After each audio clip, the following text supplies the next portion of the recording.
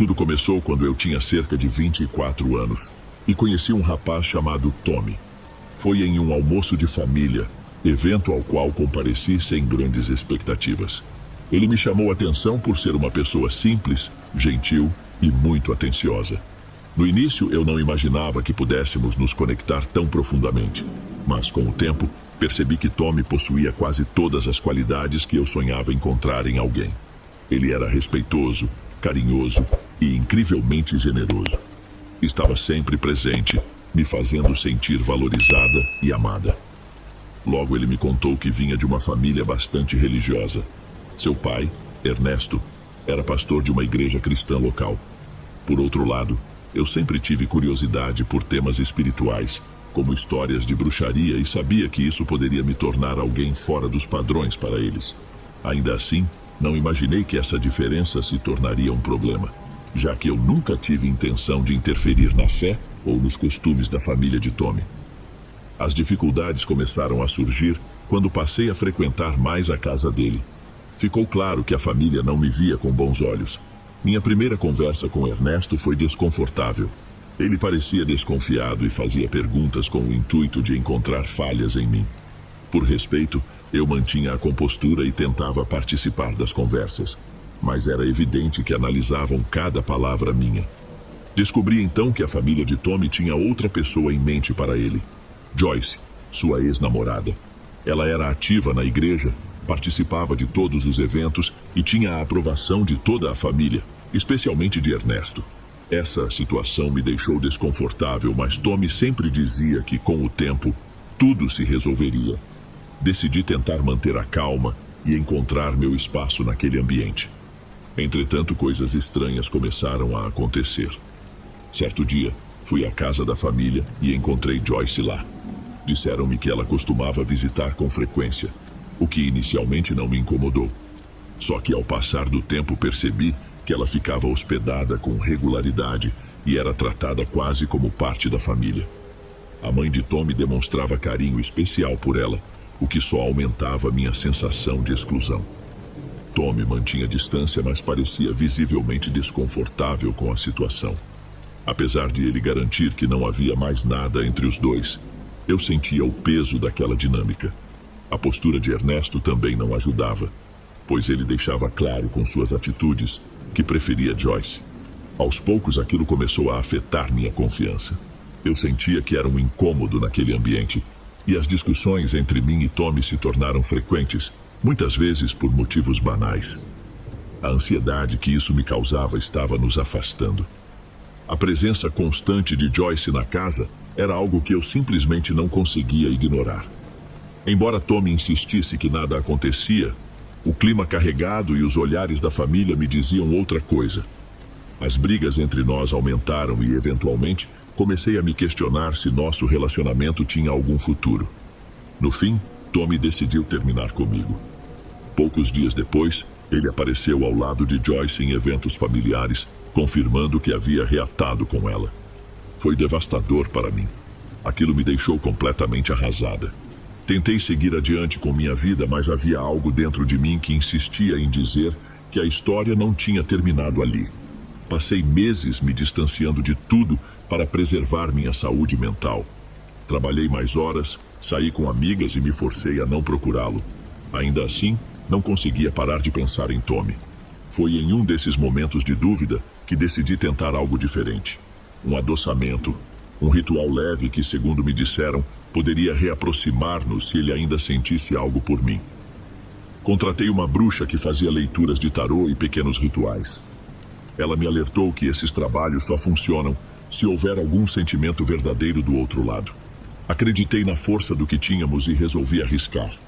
Depois disso, Tommy começou a me procurar novamente, mas de forma instável. Em alguns dias, aparecia cheio de saudades, dizendo que pensava em mim. Em outros, sumia sem explicação.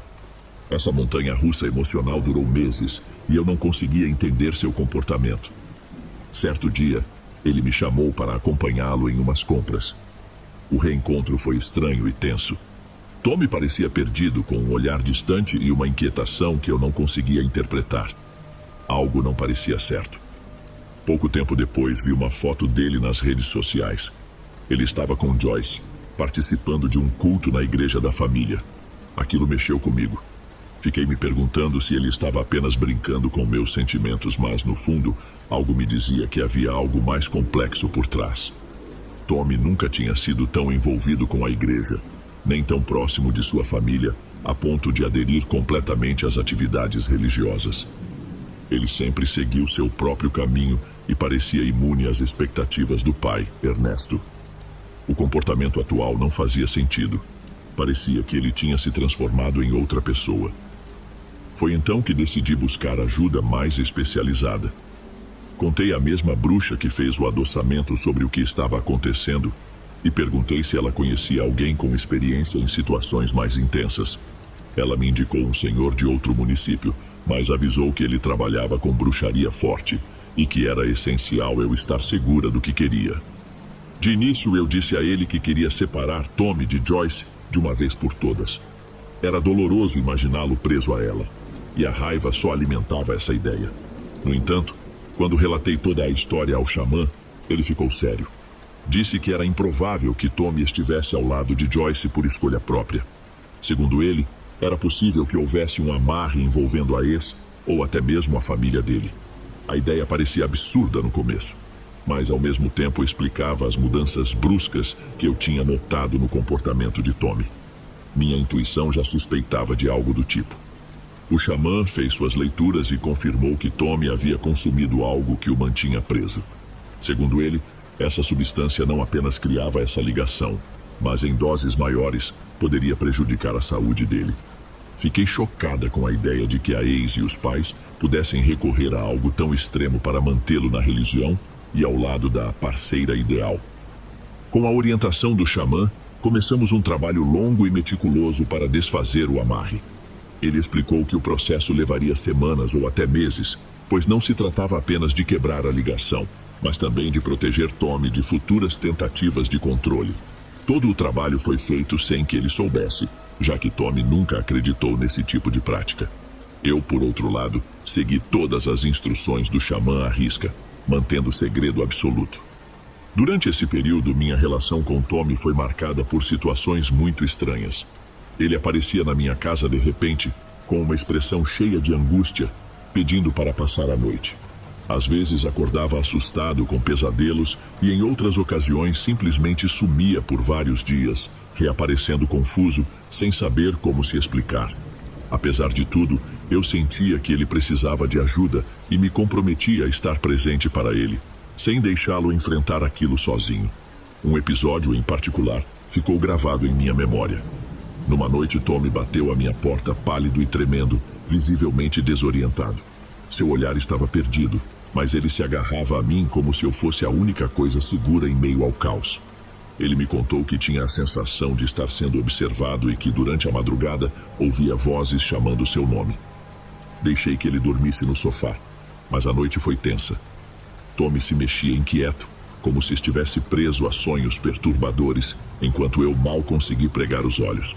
Rezei como sabia e segui cada instrução que o xamã havia me passado, lembrando que ele me alertou sobre possíveis manifestações de medo durante o processo de libertação. Continuei os rituais com dedicação, acendendo velas, preparando infusões e repetindo as orações específicas que o xamã havia indicado. Nunca imaginei que me encontraria envolvida em algo assim, mas a situação exigia. Aos poucos as mudanças começaram a surgir. Tommy parecia menos confuso. Em uma tarde, ele falou com clareza e mencionou que não tinha mais vontade de ir à igreja com sua família. Inclusive questionou por que tinha se envolvido tanto nas atividades religiosas. Foi a primeira evidência de que o trabalho do xamã estava funcionando. Mantive contato constante com o xamã durante esse período.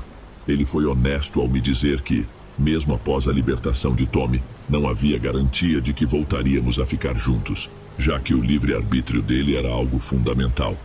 Respondi que o que mais importava era que Tommy não fosse mais controlado por algo que o prejudicava, embora no fundo eu desejasse que ele quisesse reatar.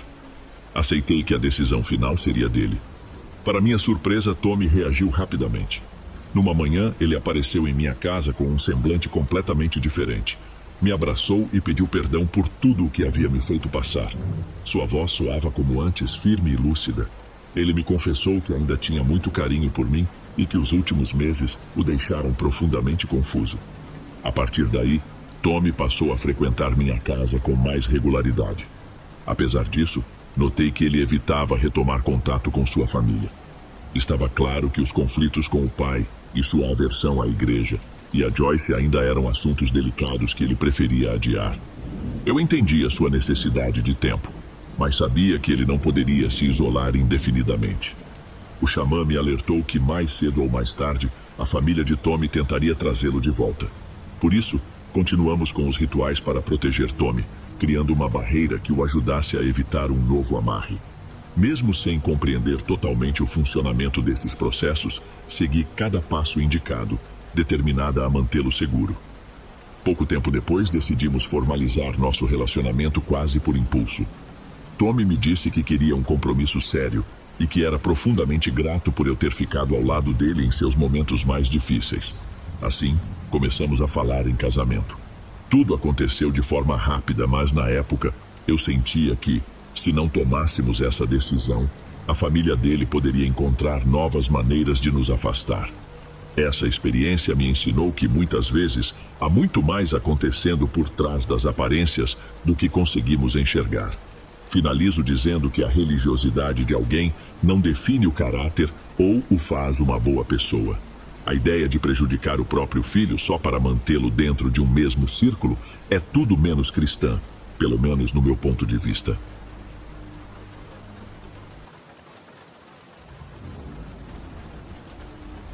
A lenda que cercava o rio sempre me despertou uma curiosidade inquieta. Eu adorava escutar meu avô contar histórias enquanto ele repousava em sua cadeira de vime, na varanda da nossa casa.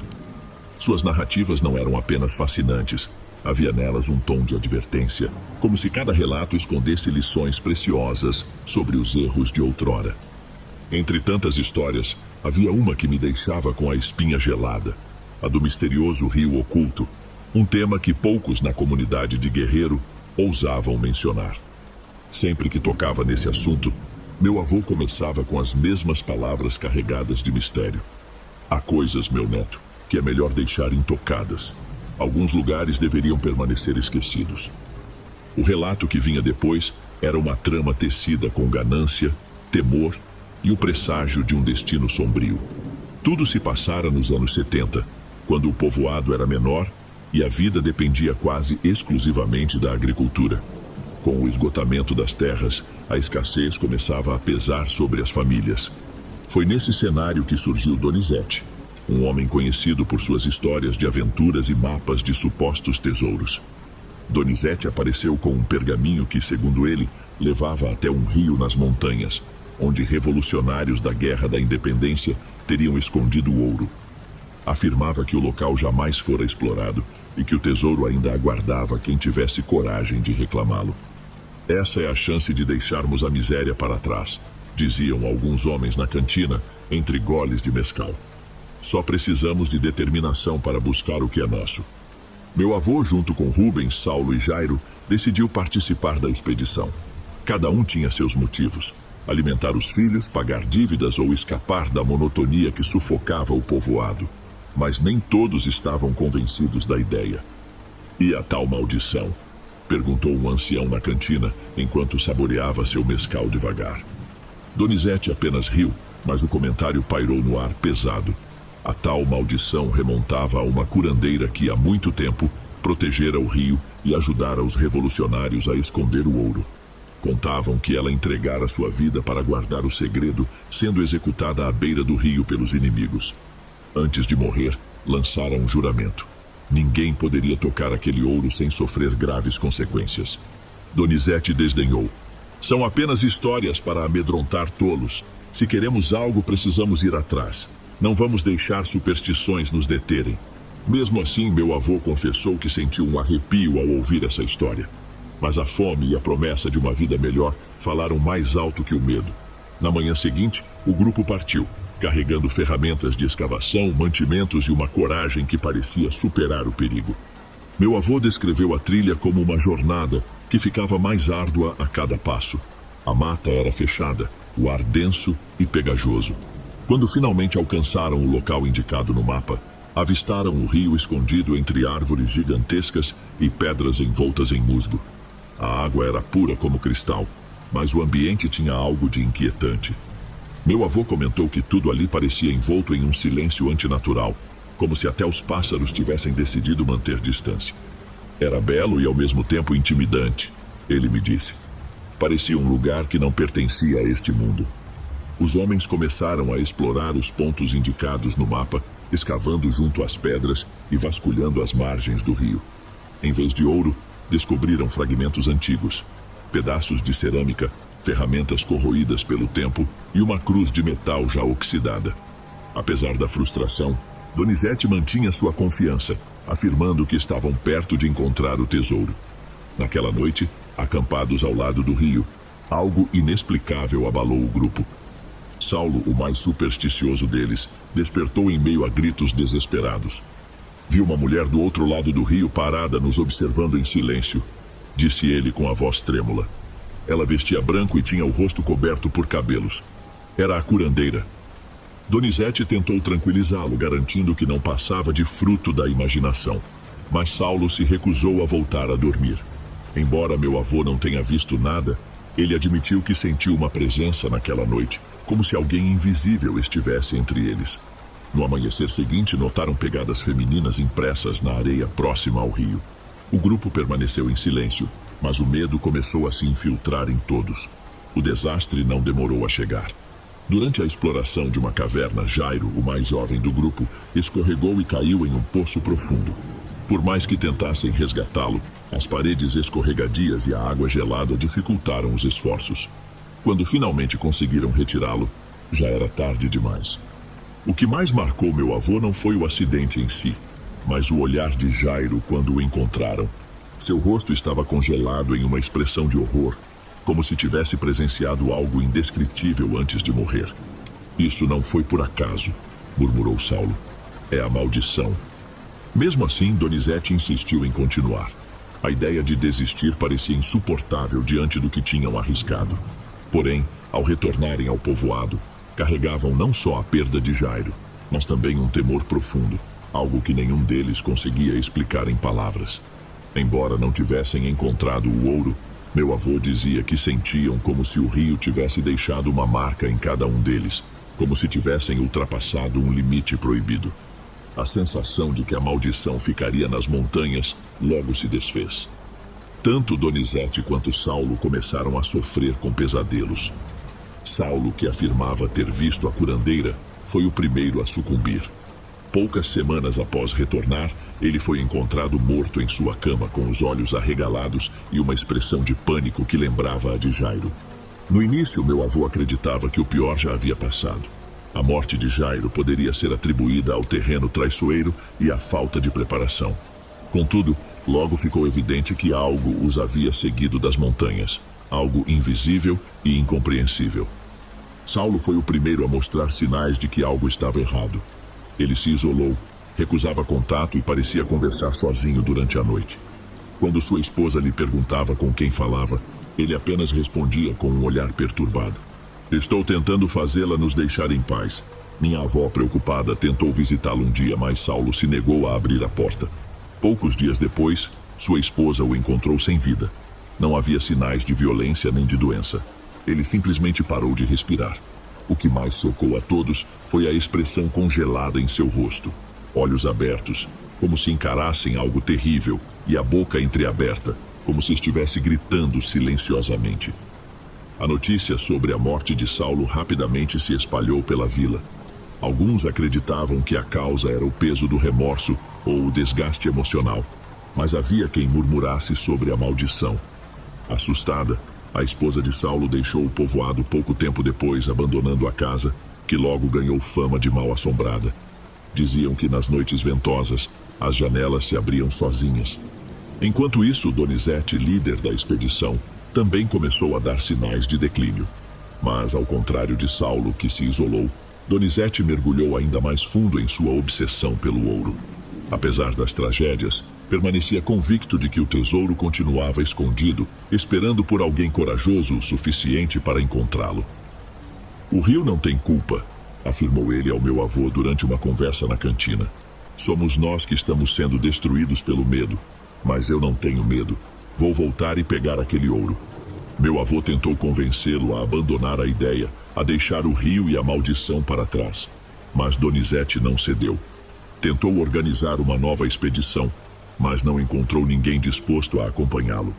A fama da maldição havia se espalhado e ninguém queria arriscar a própria vida. Certa noite, Donizete afirmou ter visto algo que o deixou inquieto. Segundo ele, enquanto caminhava pela casa, notou uma mulher parada do outro lado da rua, iluminada pela luz de um lampião. Vestia branco, e seu rosto estava oculto pelas sombras, mas ele sentia que era observado. "Não estou louco", garantiu a meu avô no dia seguinte. "Ela está me seguindo, mas não vai me impedir." Enquanto Donizete insistia em ignorar o que acontecia ao seu redor, o restante do povoado começou a sofrer com infortúnios inexplicáveis. As plantações, já debilitadas, começaram a murchar repentinamente. Animais adoeciam e morriam sem razão aparente, e os poços começaram a secar. Os moradores começaram a atribuir os problemas à maldição trazida do rio. "É culpa deles", acusavam alguns, apontando para a casa do meu avô e de Donizete. "A ganância deles trouxe isso para nós." Meu avô sempre dizia que essa foi a parte mais difícil de suportar. Os olhares desconfiados dos vizinhos, que talvez não estivessem completamente errados. A situação atingiu seu ponto final com a morte de Donizete. Ele foi encontrado em sua casa por sua irmã, depois de vários dias sem dar notícias. A cena era perturbadora. Ele estava sentado em sua escrivaninha, com a cabeça apoiada sobre um mapa do rio. Velas ainda queimavam ao seu redor, e uma garrafa quase vazia de mezcal repousava ao lado. Assim como Saulo, Donizete tinha o rosto congelado em uma expressão de puro terror, como se tivesse vislumbrado algo aterrorizante antes de morrer. No entanto, havia algo diferente dessa vez. Sobre o mapa notaram marcas de água, como se tivesse sido derramado um pouco do rio sobre o papel. Meu avô sempre dizia que isso era inexplicável, já que ninguém entrara na casa desde que Donizete se trancara lá dentro. A morte de Donizete selou o destino daquela história no povoado. Não restavam dúvidas de que a maldição era real. As advertências sobre o rio e sua guardiã tinham sido ignoradas, e agora todos estavam pagando o preço. Depois disso, meu avô nunca mais mencionou o rio. Apesar de continuar vivendo no povoado, evitava qualquer conversa sobre o que havia acontecido. Para ele, o melhor era manter viva a memória da tragédia como um alerta, para que ninguém mais ousasse repetir o mesmo erro. Como já te falei, meu filho, certas coisas devem permanecer enterradas, seja no solo, seja nas lembranças. Ele costumava me dizer. Apesar disso, eu sempre tive a sensação de que havia algo além no que ele contou. Uma parte da história que ele nunca revelou completamente. Meu avô partiu há mais de 15 anos, mas essa história continua viva na minha memória e eu a compartilho sempre que surge uma oportunidade.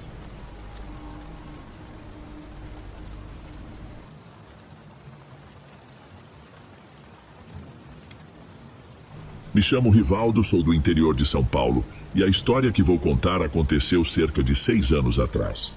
Minha infância foi em um pequeno conjunto habitacional com apenas 7 ruas, ao lado de um terreno baldio que ocupava quase metade do quarteirão.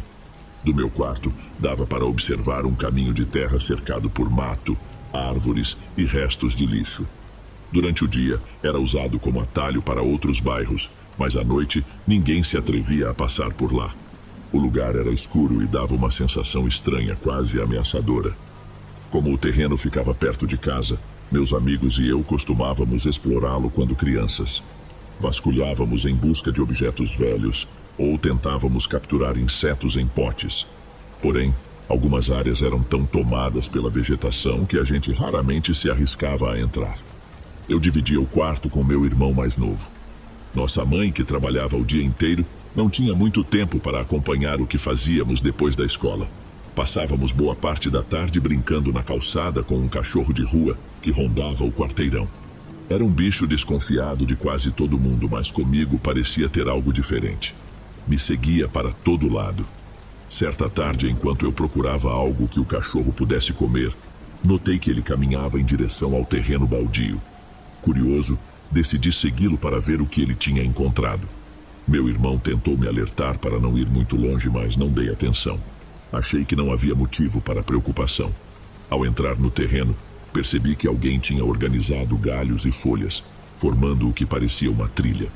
O cachorro ia na frente, farejando tudo, e eu o acompanhava com cuidado, abaixando o corpo para desviar dos galhos secos. De repente senti um cheiro estranho, algo parecido com cera queimada. Ao me aproximar, deparei-me com algo que me gelou a espinha. No meio dos galhos e do lixo, havia um altar improvisado. Era feito com uma caixa de madeira quebrada e tijolos dispostos ao redor. No centro, havia uma imagem de Exu, rodeada por velas usadas recentemente. Algumas ainda tinham restos de cera mole. Também vi flores secas e pedaços de papel queimado, mas não consegui entender o que estava escrito.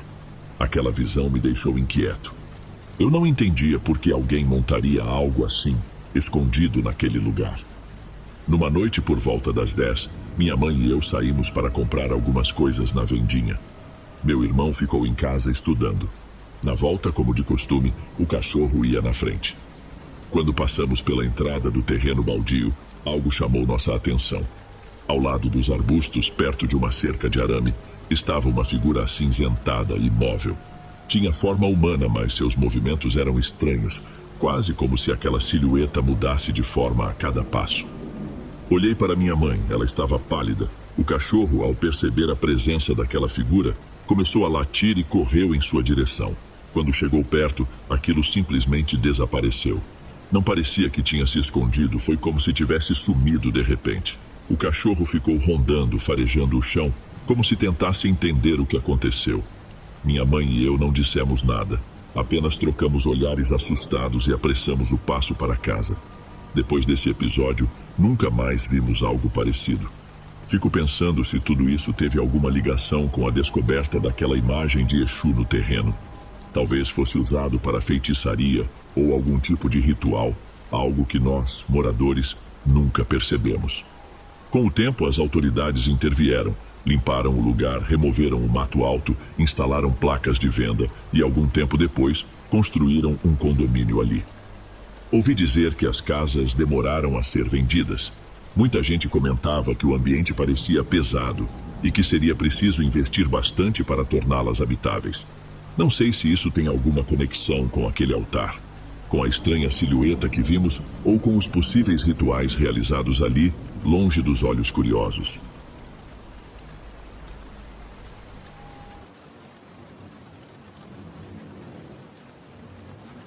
Prefiro manter minha identidade em segredo, então pode me chamar de Lily. Sou da Colômbia e essa é a minha história. Tudo aconteceu quando eu tinha 13 anos. Naquela época, eu era apenas uma garota cheia de inocência. A situação em casa não era simples. Meus pais tinham se separado há pouco tempo e meu pai quase nunca dava as caras. Às vezes passava anos sem aparecer e quando vinha, ficava só uns 2 dias, agindo como se estivesse tudo normal.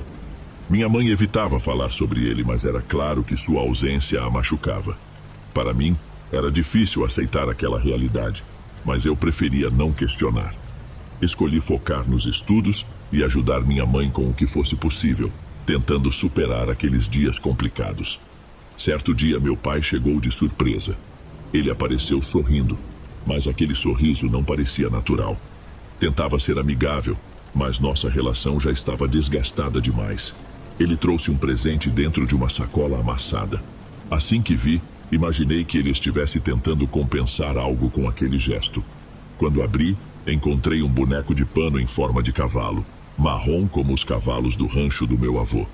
Não achei o boneco bonito, mas agradeci e prometi que o colocaria no meu quarto.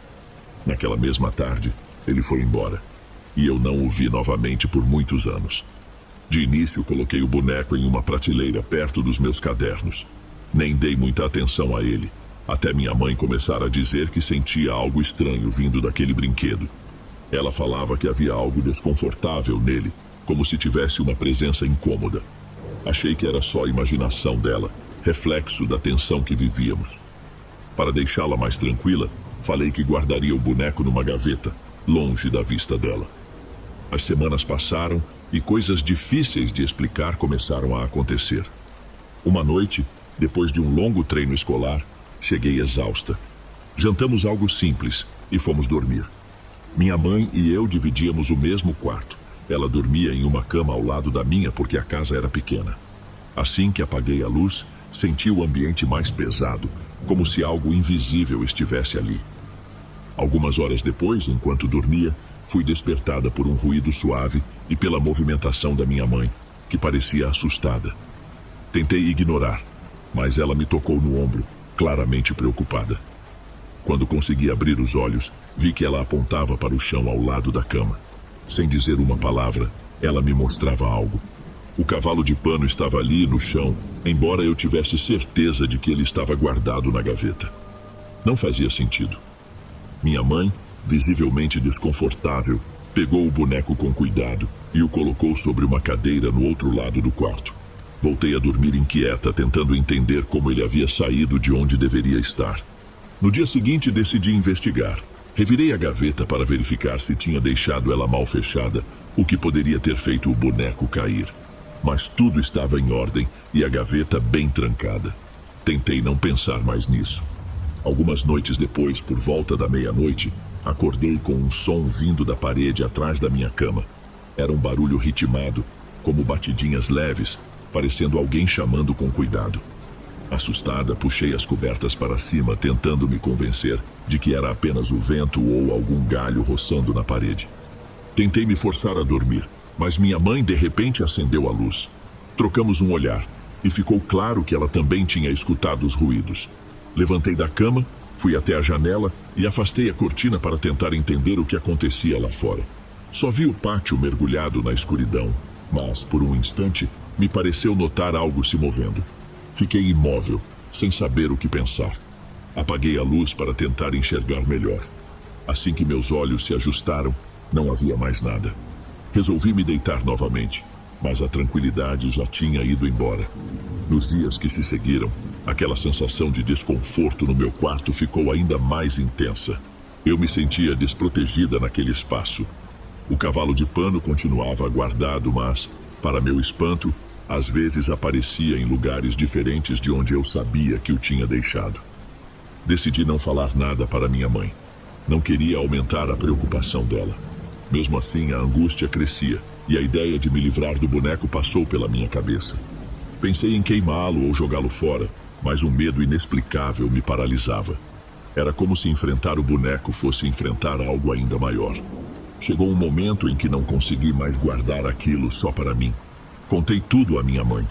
Ela ficou séria, refletindo, e disse que já desconfiava que o boneco tivesse algo ruim associado a ele. Falou sobre quando meu pai trouxe o presente e mencionou um boato. Aparentemente, a nova parceira do meu pai não gostava de nós. Minha mãe acreditava que aquela mulher poderia ter feito algo com o boneco para nos prejudicar. Eu não sabia no que acreditar. A dúvida e o medo me deixavam vulnerável. Como algo tão simples poderia ser capaz de causar tanta perturbação? Naquela noite, à meia-noite, ouvimos batidas ainda mais altas na janela. Era como se alguém estivesse realmente tentando chamar nossa atenção. Me levantei com o coração acelerado e minha mãe ficou ao meu lado em silêncio, mas claramente assustada. Tomando coragem, puxei a cortina. O que vi me deixou em pânico. Do lado de fora, no chão do pátio, estava o cavalo de pano. Ele estava completamente destruído. O enchimento saía pelas costuras rasgadas e parecia ter sido arrancado à força. O mais estranho era que ele deveria estar no meu armário, trancado, e não havia nenhuma maneira de alguém ter colocado o boneco lá fora. Cansada e sem saber o que mais fazer, minha mãe pegou o boneco com cuidado. Colocou-o em um saco plástico e deu várias voltas para amarrá-lo bem. Depois, o colocou dentro de uma caixa de papelão que estava na cozinha. Passamos o restante da noite sentadas na sala, com todas as luzes acesas, longe das janelas. Não conseguimos dormir. A única coisa que queríamos era nos livrar daquela coisa de uma vez por todas.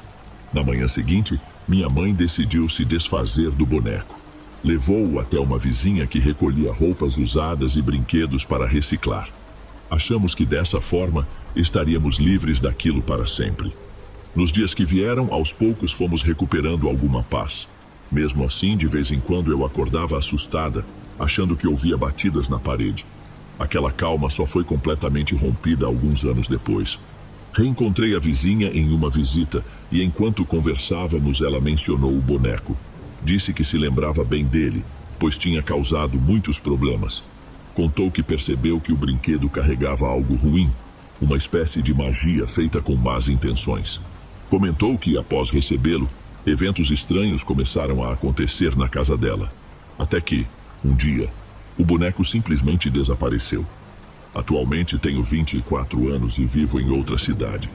De vez em quando retorno para visitar minha mãe e ocasionalmente aquela época volta à conversa. Evitamos falar muito sobre isso, porque é algo que ainda nos causa desconforto. Mesmo assim, algumas perguntas continuam sem resposta dentro de mim. Talvez não seja uma história que provoque tanto medo em quem escuta, mas para mim foi algo muito marcante.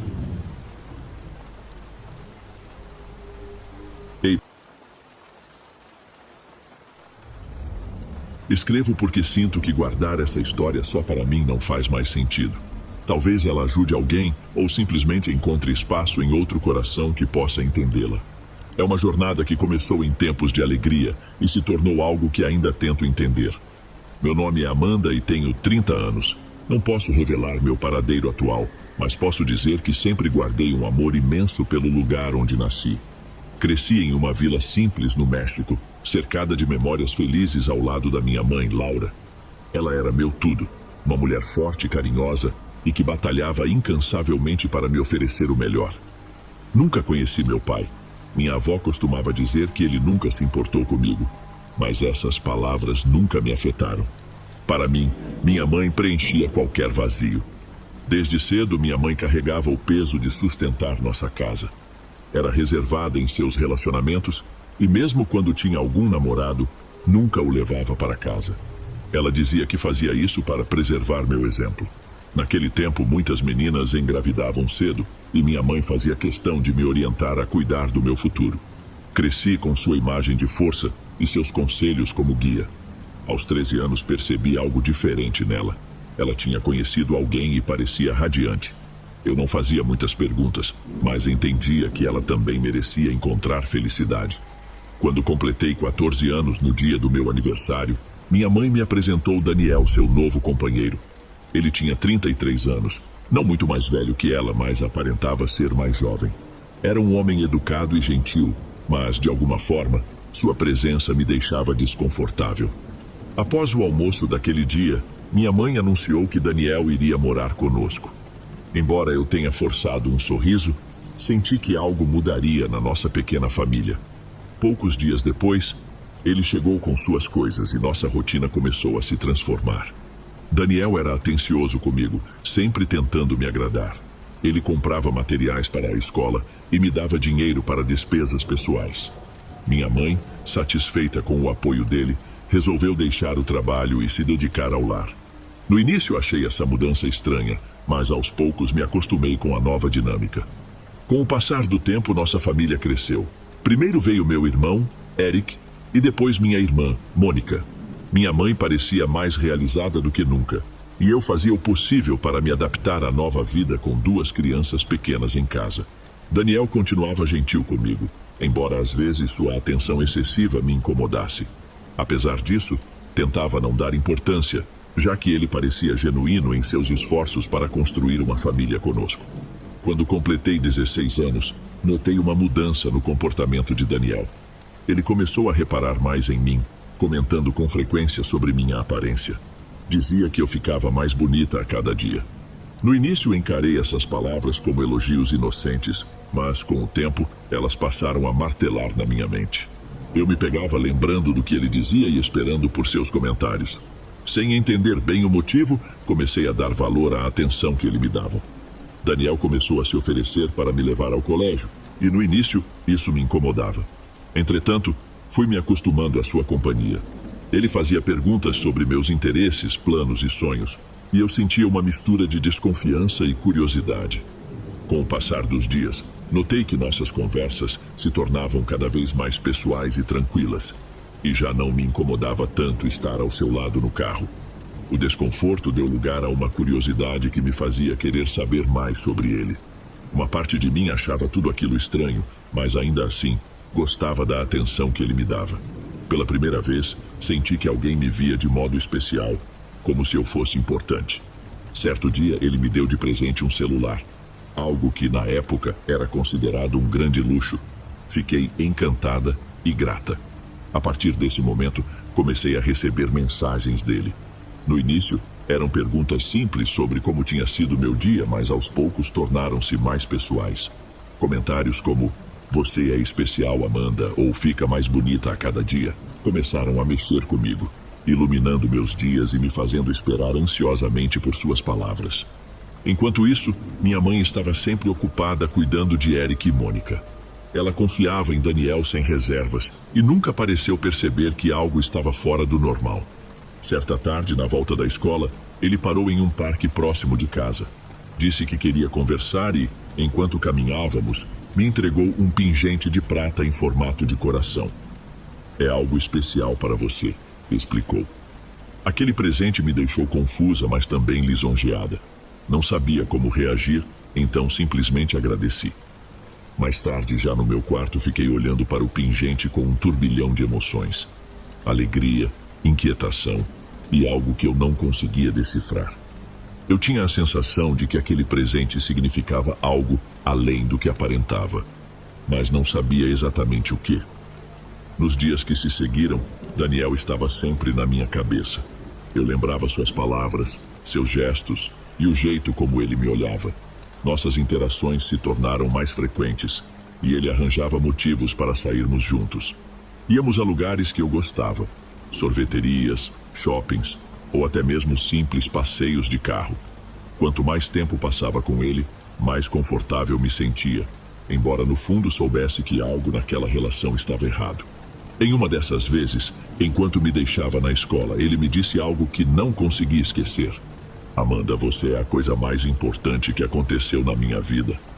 Ele falou com seriedade e seu olhar me deixou sem reação. Apenas desci do carro, mas aquelas palavras ecoaram em minha mente pelo resto do dia.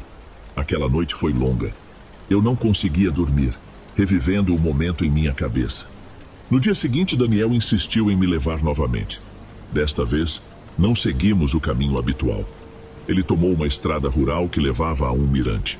Quando perguntei o motivo, ele disse que queria me mostrar algo especial. Ao chegarmos, saímos do carro e caminhamos até o alto da colina, de onde era possível ver todo o povoado. De repente, ele segurou minha mão. Aquele toque me fez estremecer, mas não me afastei. "Você consegue entender o quanto é especial?" Ele perguntou, fixando seus olhos nos meus. Meu coração disparou e eu não consegui dizer nada. Foi então que ele se inclinou e me deu um beijo na testa. Senti uma mistura de sentimentos. Uma parte de mim sabia que aquilo não era certo, mas outra não queria rejeitar o que estava acontecendo. Naquele instante, algo dentro de mim mudou. Pela primeira vez, me permiti pensar que talvez houvesse algo mais entre nós. Depois daquele dia, minha rotina ganhou um novo sentido. Eu encontrava desculpas para estar mais perto de Daniel. Me oferecia para ajudá-lo em tarefas domésticas, acompanhá-lo ao mercado ou simplesmente sair para um passeio de carro. Minha mãe, ocupada com Eric e Mônica, não notava nada e parecia satisfeita ao ver como nos dávamos bem. Uma vez, enquanto minha mãe estava em uma festa infantil com meus irmãos, fiquei sozinha em casa com Daniel. Ele me convidou para jantar e eu, animada, aceitei. Após a refeição, sugeriu que dessemos uma volta de carro e eu concordei sem hesitar. Aquela noite acabou marcando um ponto de virada. Durante o trajeto, ele parou em um local isolado e revelou que não conseguia mais esconder seus sentimentos. Disse que estava apaixonado por mim. Minhas emoções se embaralharam enquanto ouvia cada palavra. Sabia que aquilo era errado, mas não conseguia evitar corresponder. Nos beijamos ali mesmo e foi como se todo o meu mundo tivesse mudado em um instante. Ao voltar para casa, eu me sentia ao mesmo tempo empolgada e confusa. Fechei-me no quarto e passei horas revivendo cada detalhe daquele momento. Mesmo sabendo que cruzar essa linha era perigoso, eu já estava completamente envolvida. Daniel se tornara o centro de meus pensamentos, e não havia como voltar atrás. Depois daquele beijo, nossa relação mudou radicalmente.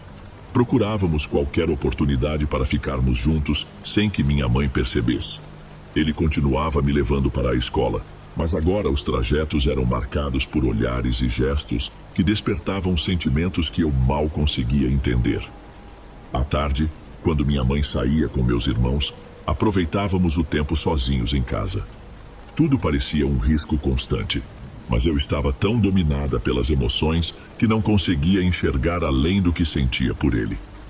Em uma dessas ocasiões, enquanto assistíamos à televisão na sala, Daniel segurou minha mão e me encarou com seriedade. Ele disse que não podia mais continuar daquela forma e que precisava tomar uma atitude. Vamos embora, vamos fugir. Aquelas palavras me deixaram arrepiada. Era uma proposta que poderia mudar minha vida para sempre. Já não conversava tanto com minha mãe, mas às vezes notava algo em seu olhar quando me via com Daniel, como se ela desconfiasse, mas preferisse não dizer nada. Dias depois, Daniel me levou a um restaurante no centro do povoado. Enquanto comíamos, ele me contou seus planos. Disse que havia encontrado uma cabana nos arredores, onde poderíamos viver em paz, longe de tudo. Sua voz soava convincente e, mesmo hesitando, eu sentia meu coração se inclinando para ele. No final do jantar, ele segurou minha mão e prometeu que faria qualquer coisa para me fazer feliz. Foi ali que aceitei sua proposta. Voltamos para casa com tudo decidido, mas não tínhamos ideia do que estava por vir.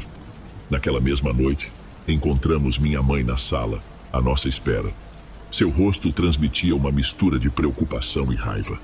Perguntou onde estávamos, e antes que eu pudesse responder, Daniel segurou minha mão e disse que precisávamos conversar. Naquele instante, algo no olhar dela mudou. Era como se ela entendesse tudo. Seu semblante se encheu de dor e descrença.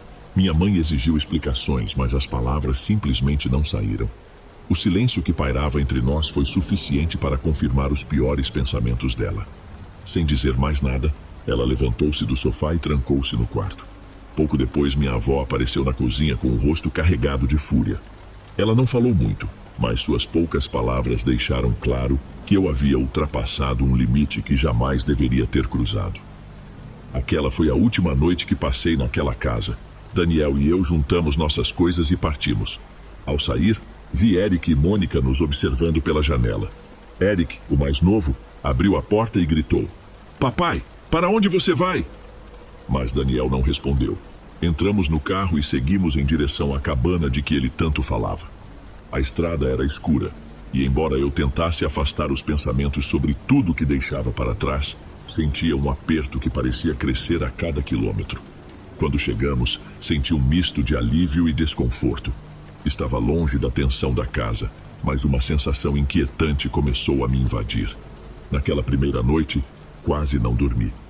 Quando consegui cochilar, tive um pesadelo com minha mãe. Ela aparecia de um jeito que nunca vi antes. Descalça, com os cabelos desgrenhados e uma expressão de ódio que parecia atravessar minha alma. Seus olhos me encaravam como se quisesse me amaldiçoar. Acordei suando, com o coração disparado.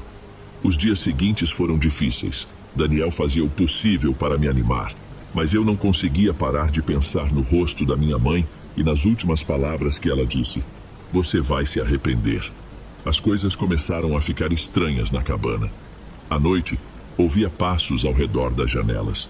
Uma vez, encontrei marcas de mãos no vidro, como se alguém estivesse nos observando do lado de fora. Certa tarde, enquanto Daniel estava no trabalho, recebi uma mensagem da minha mãe. Ela dizia que precisava falar comigo. Hesitei por um momento, mas acabei decidindo voltar a casa para encontrá-la. Quando cheguei, minha mãe me recebeu de forma fria.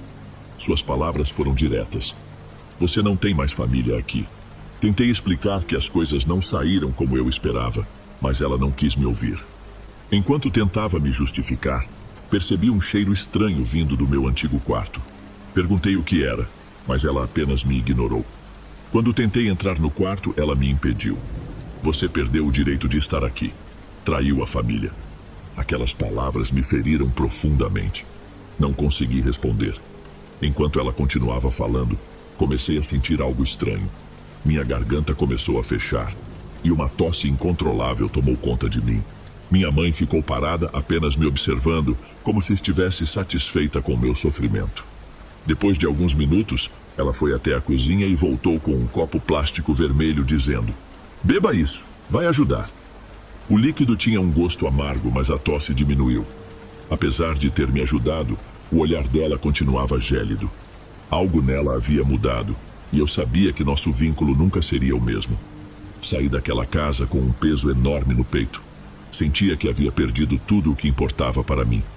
No caminho de volta à cabana, minha mente estava fixada no olhar cheio de ódio da minha mãe e na frieza de suas palavras. Daniel tentou me confortar, mas eu sabia que algo dentro de mim tinha se quebrado para sempre. Eu havia cruzado uma linha definitiva, e as consequências das minhas escolhas agora começavam a me assombrar. Os dias na cabana eram repetitivos, mas carregavam uma sensação constante de desconforto. Apesar de estar longe da minha família, os pesadelos com minha mãe não cessavam. Toda noite, ela aparecia nos meus sonhos com o cabelo desarrumado e uma expressão de desprezo. Às vezes murmurava algo inaudível, mas o tom sempre era sombrio, quase ameaçador. Eu acordava no meio da noite, suando e com o coração acelerado, incapaz de afastar a sensação de que algo estava profundamente errado. Certa noite, enquanto jantávamos, um barulho alto ecoou na cozinha. Pensamos que fosse apenas o vento, mas ao verificar, tudo parecia estar no lugar. Ainda assim, havia algo no ar, algo que não sabíamos explicar. Mais tarde, enquanto dormíamos, uma pedra atravessou a janela da sala. Quando fomos ver, encontramos a pedra enrolada em um pedaço de papel. Ao abrir, vimos uma foto minha e de Daniel acompanhada de uma terra escura, que tinha um cheiro estranho, como de umidade misturada com cinzas. Ficamos sem palavras, mas eu sabia que aquilo não era uma simples coincidência. Com o passar dos dias, a situação só piorava. À noite, ouvia passos ao redor da cabana e, às vezes, sentia que olhos invisíveis me seguiam das sombras. Daniel tentava me tranquilizar, dizendo que eu estava imaginando coisas, mas no fundo eu sabia que havia algo mais. Meus pesadelos com minha mãe também se intensificaram. Em um deles, a vi rodeada por velas, queimando algo em um pote de barro, enquanto murmurava palavras incompreensíveis. Quando acordava, meu corpo parecia pesado, como se algo estivesse sugando minha energia. Achamos que mudar de lugar talvez resolvesse o problema. Decidimos deixar a cabana e nos mudar para uma casa maior nos arredores do povoado. Mas a mudança não trouxe alívio. Na nova casa, as coisas ficaram ainda mais estranhas. Comecei a ouvir sussurros chamando meu nome enquanto tomava banho e frequentemente percebia sombras se movendo pelo canto dos olhos. Daniel, embora tentasse manter a calma, não conseguia disfarçar o medo que também começava a tomar conta dele. Uma noite, enquanto assistíamos televisão, o cachorro que havíamos adotado, Alfredo, começou a latir e rosnar para a porta. Daniel pegou um taco de madeira e foi verificar, mas não encontrou nada do lado de fora. Quando voltou, percebemos que a foto do nosso casamento, que ficava em uma prateleira, estava caída no chão. O vidro estava quebrado e a foto estava coberta com a mesma terra estranha que encontramos na pedra jogada na cabana. No dia seguinte, fui ao mercado para comprar algumas coisas. Enquanto caminhava pelos corredores, uma mulher idosa com um xale escuro me parou. Seus olhos penetrantes me fizeram congelar no lugar. Com uma voz séria, ela disse que havia algo sombrio me acompanhando, algo que não iria embora até que eu pagasse pelo que tinha feito. As palavras dela me deixaram em choque, mas também despertaram minha curiosidade. Resolvi contar a ela o que estava acontecendo, e ela ouviu com a expressão de quem já sabia a resposta. Disse que alguém próximo a mim havia lançado uma espécie de maldição através de bruxaria, e que apenas o perdão poderia quebrá-la. Eu não sabia no que acreditar, mas gravei suas palavras na memória. Ao chegar em casa, contei a Daniel o que a mulher tinha dito. Ele reagiu com irritação e se recusou a levar aquilo a sério. Disse que eram apenas superstições e que eu não deveria me preocupar. Contudo, no fundo, eu sabia que as coisas estavam longe de serem normais. Algo estava errado, e por mais que tentasse ignorar, sentia que aquilo estava apenas começando. Durante aquela noite, enquanto todos dormíamos, tive outro sonho com minha mãe. Dessa vez, ela estava imóvel à porta de casa, me encarando com um olhar carregado de raiva. Disse algo que não consegui decifrar, mas ao acordar, senti uma dor profunda no peito, como se algo pesado estivesse me esmagando. Com o passar do tempo, minha saúde começou a definhar. Um cansaço constante tomou conta de mim, acompanhado de dores que não cessavam e uma falta de energia que tornava qualquer atividade simples um desafio. Os médicos não identificaram nenhuma anormalidade, mas eu sabia que aquilo não era apenas físico. Parecia que uma presença sombria sugava lentamente minha vitalidade. Daniel também mudou. Cada vez passava menos tempo em casa, tornando-se mais ausente e distante. As coisas que nos conectavam começaram a desmoronar, e apesar das tentativas de manter as aparências, sabíamos que nosso relacionamento estava em perigo. Minha saúde e o vínculo com Daniel seguiram se deteriorando. As sombras que surgiam em casa começaram a se tornar mais definidas, quase como se estivessem me observando. As noites pareciam intermináveis, recheadas de sussurros e passos que me arrancavam do sono no meio da escuridão. Algumas vezes, tinha a sensação de que alguém permanecia parado ao lado da minha cama, respirando devagar. Daniel passava ainda mais tempo fora, justificando que era por causa do trabalho, mas eu sabia que havia algo errado. Certo dia, ao acordar, percebi que o cachorro, Alfredo, havia desaparecido. Procurei por toda parte, tanto dentro quanto fora da casa, mas não havia nenhum sinal dele. Embora quisesse acreditar que ele simplesmente fugira, no fundo, sabia que não era isso. Naquela noite, enquanto tentava dormir, um barulho forte ecoou na janela do meu quarto. Fui até lá com cautela, e ao abrir a cortina, encontrei um pequeno embrulho envolvido em um pano sujo. Quando o desfiz, descobri terra e ossos de um animal pequeno. O medo que senti foi paralisante. Eu sabia que aquilo não era coincidência. Nos dias seguintes, tudo se tornou ainda mais obscuro. Os pesadelos passaram a ser recorrentes, sempre com a mesma imagem. Minha mãe, cercada por velas pretas, queimando algo em um recipiente enquanto murmurava palavras incompreensíveis. Seu rosto estava cheio de fúria, e os olhos que um dia me transmitiram amor pareciam vazios, como se a mulher que me criou tivesse desaparecido. Ao acordar, meu corpo doía, e a sensação de sufocamento era constante.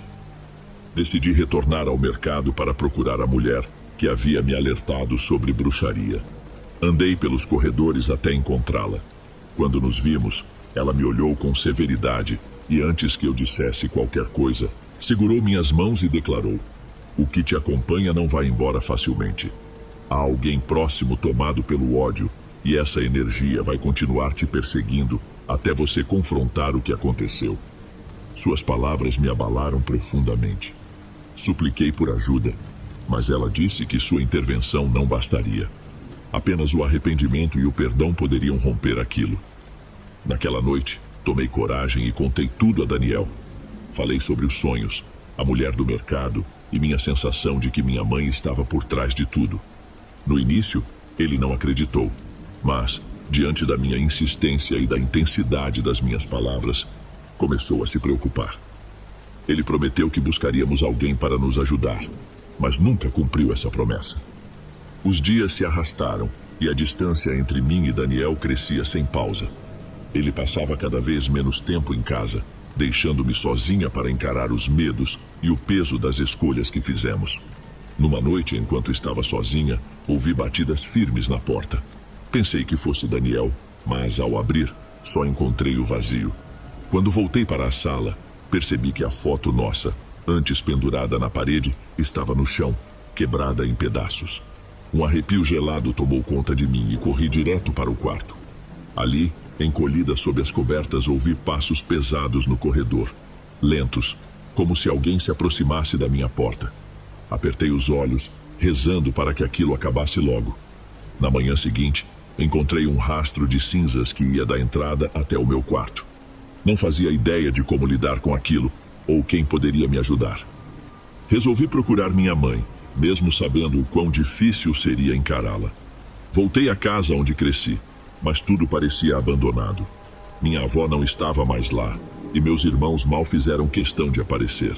Minha mãe me recebeu com um olhar duro carregado de mágoa, mas, por trás da raiva, eu podia enxergar a dor. Pedi perdão, mas ela não respondeu nada. Apenas me encarou com uma mistura de tristeza e rancor. Enquanto tentava explicar o que estava acontecendo, notei um altar em um canto da sala. Havia velas pretas e restos queimados dentro de um recipiente. O cheiro era familiar, o mesmo que senti uma vez no meu antigo quarto. Perguntei o que era aquilo e ela respondeu com frieza: "O que você merece." Não consegui ficar por mais tempo. Saí daquela casa com o peito esmagado, mas também com uma certeza terrível. Minha mãe estava tramando algo contra mim. Os acontecimentos estranhos pioraram nos dias seguintes. Comecei a ouvir a voz dela dentro da minha casa, mesmo sabendo que estava longe. Em meus sonhos, ela aparecia com frequência, e suas palavras agora eram nítidas. "Eu te avisei, você vai se arrepender." Foi então que Daniel me disse que não podia mais continuar assim. Ele admitiu que os eventos e o peso de tudo o que vivemos tinham se tornado insuportáveis. Foi embora, levando suas coisas e me deixando sozinha. Eu me sentia completamente desamparada. Os dias que vieram depois foram os mais escuros que já vivi. Minha casa, antes um lugar de acolhimento, se transformou num ambiente sombrio e sufocante. Cada canto parecia carregar algo que sugava a minha energia. Os pesadelos com minha mãe persistiram, mas tornaram-se ainda mais intensos. Todas as noites, eu a via sussurrando enquanto segurava algo em suas mãos. Às vezes era uma foto minha, em outras, um boneco que se parecia comigo. Certa noite fui acordada por um estrondo que sacudiu a casa. Corri para a sala e encontrei o espelho caído, estilhaçado no chão. Quando me aproximei, vi algo assustador refletido nos cacos. O rosto da minha mãe mais distorcido, com olhos sombrios e uma expressão que parecia saída de um pesadelo. Meu corpo congelou e um frio cortante subiu pela minha espinha. Foi nesse momento que entendi que o que enfrentava ia além das maldições de minha mãe. Algo maior, algo despertado pelo ódio dela, agora me perseguia. Naquela noite decidi que não poderia continuar vivendo daquele jeito. Mesmo sabendo que minha mãe não me perdoaria, precisava confrontá-la mais uma vez. Não para pedir clemência, mas para entender o que ela havia feito e talvez encontrar uma maneira de acabar com aquilo. Juntei o pouco de coragem que ainda tinha e voltei à casa onde tudo começou. Ao entrar, encontrei-a exatamente onde esperava, diante do altar. Dessa vez, não restava dúvida do que ela fazia. Havia mais velas pretas, figuras esculpidas em cera com formas inquietantes, e no centro uma foto minha com as bordas queimadas. Fiquei ali imóvel enquanto ela murmurava palavras que não conseguia entender. Quando levantou o olhar e me viu, seus olhos carregavam um ódio que eu jamais tinha presenciado. Perguntei quase gritando o que ela estava fazendo e por que estava me destruindo. A princípio, ela não disse nada, mas depois de alguns segundos respondeu com uma voz gelada: "Você merece. Você tirou de mim a única coisa que me trazia felicidade e agora eu estou garantindo que você pague por isso." Suas palavras me atravessaram como uma lâmina. Eu sabia que ela tinha razões para sofrer, mas não conseguia entender como uma mãe podia desejar tanto mal à própria filha. Implorei novamente que parasse, mas ela foi firme. "Isso só acaba quando eu decidir." Naquele momento percebi que não havia mais espaço para diálogo. O ódio havia destruído qualquer resquício do que um dia fomos como mãe e filha. Voltei para casa mais perdida do que nunca. Naquela noite tive o pior pesadelo da minha vida. Vi minha mãe rodeada por sombras, mas agora ela não estava sozinha. As figuras ao redor começaram a ganhar forma, e uma delas se aproximou de mim. O rosto daquela coisa era indistinto, mas sua presença era sufocante. Sentia como se o ar fosse arrancado dos meus pulmões, e quando despertei, meu corpo estava gelado, como se tivesse ficado cara a cara com algo que não pertencia a este mundo. Isso foi a confirmação de que eu precisava. Entendi que, se quisesse me libertar, teria que romper aquele vínculo sozinha, mesmo sem saber como. Lembrei-me das palavras da mulher no mercado. Apenas o perdão poderia pôr um fim àquilo. Com a dor pesando em mim, decidi escrever uma carta para minha mãe. Na carta, pedi perdão por tudo o que tinha feito. Expliquei o quanto eu a amava, o quanto precisava dela e o quanto lamentava tê-la ferido. Não sabia se seria suficiente, mas era a única coisa que eu podia fazer. Deixei a carta na porta da casa dela e fui embora sem tentar vê-la. não estava pronta para um encontro cara a cara. Voltei para casa e esperei. Pela primeira vez em meses, não tive pesadelos. Dormi profundamente e, ao acordar, senti uma leve paz, algo que parecia impossível até então. Nos dias seguintes, os eventos estranhos começaram a desaparecer. As sombras sumiram, os sussurros cessaram, e, embora a casa ainda carregasse um certo vazio, ela já não parecia opressora. No entanto, o vazio dentro de mim permaneceu. Eu sabia que nunca recuperaria o relacionamento que tive com minha mãe, mas compreendi que esse era o preço das minhas escolhas.